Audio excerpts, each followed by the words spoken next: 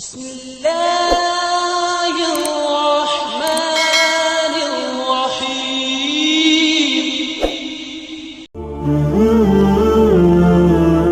Bismillahirrahmanirrahim. Assalamualaikum warahmatullahi wabarakatuh. Syukur alhamdulillah kita masih dipertemukan kembali di channel ini. Salawat dan salam selalu dan tetap tercurahkan kepada junjungan kita Nabi besar Muhammad sallallahu alaihi wasallam. Allahumma sholli ala sayyidina Muhammad wa ala ali sayyidina Muhammad. Harapan dan doa saya semoga sahabatku semuanya selalu diberikan kesehatan, dilapangkan rezekinya, diampuni dosa-dosanya, dipanjangkan umurnya, dan semoga kita tidak mati kecuali mati dengan beriman dalam Islam.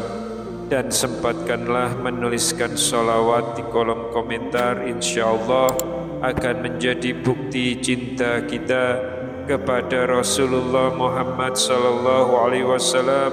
Semoga kita semua mendapatkan syafaat beliau di akhirat kelak. Amin ya rabbal alamin. Sahabat beriman yang dimuliakan Allah, seperti kita ketahui bahwa di dalam agama Islam, malaikat memiliki peran penting bagi kehidupan manusia, di mana malaikat adalah makhluk utusan Allah yang bertugas untuk membantu segala pekerjaan yang ada di langit dan di bumi. Salah satunya adalah menjadi pelindung atau penjaga manusia di bumi. Meski begitu, tidak semua manusia bisa mendapatkan keistimewaan ini, sehingga umat muslim dianjurkan untuk melakukan amalan-amalan yang baik agar senantiasa mendapatkan perlindungan dan penjagaan dari malaikat.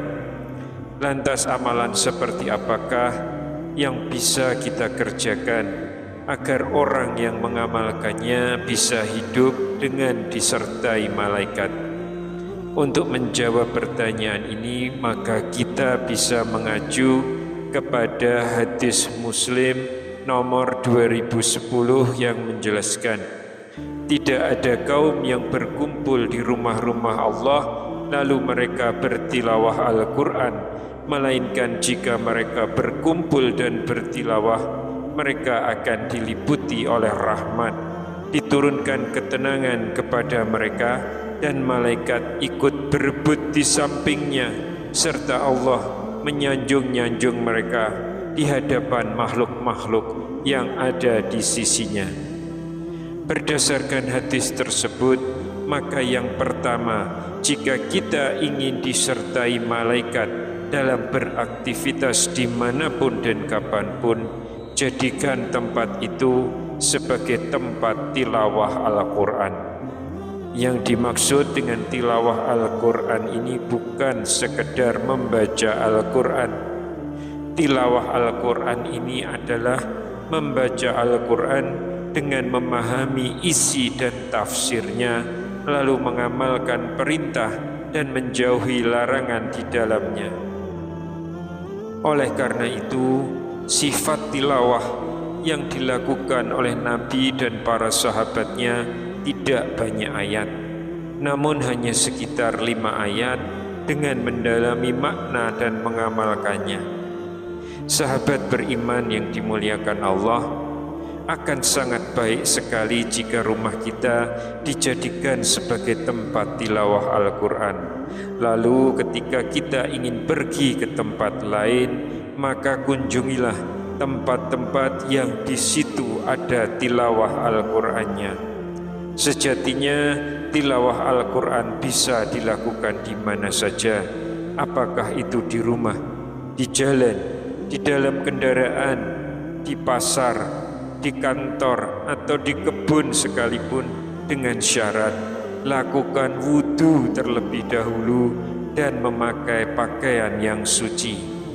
Ketika di tempat umum, maka biasakan untuk bertilawah daripada hanya bersenda gurau di sepanjang waktu atau malah bergosip atau berkata yang sia-sia yang hanya malah menimbulkan kekacauan. Insya Allah, jika kita bisa menghadirkan suasana tilawah dalam setiap detik kehidupan kita, maka malaikat akan selalu mendampingi kita. Lalu maksud yang kedua dari hadis Muslim tersebut adalah supaya kita selalu disertai malaikat, maka hadirilah majelis-majelis ilmu. Dari setiap aktivitas kita berangkat mencari ilmu, lalu ketika kita sedang belajar sampai kemudian kita pulang dari belajar, maka malaikat terus menyertai kita untuk mendoakan kebaikan bagi kita. Sebagaimana hadis Ibnu Majah nomor 233, barang siapa menempuh perjalanan untuk menuntut ilmu, maka Allah memudahkan jalan baginya menuju surga.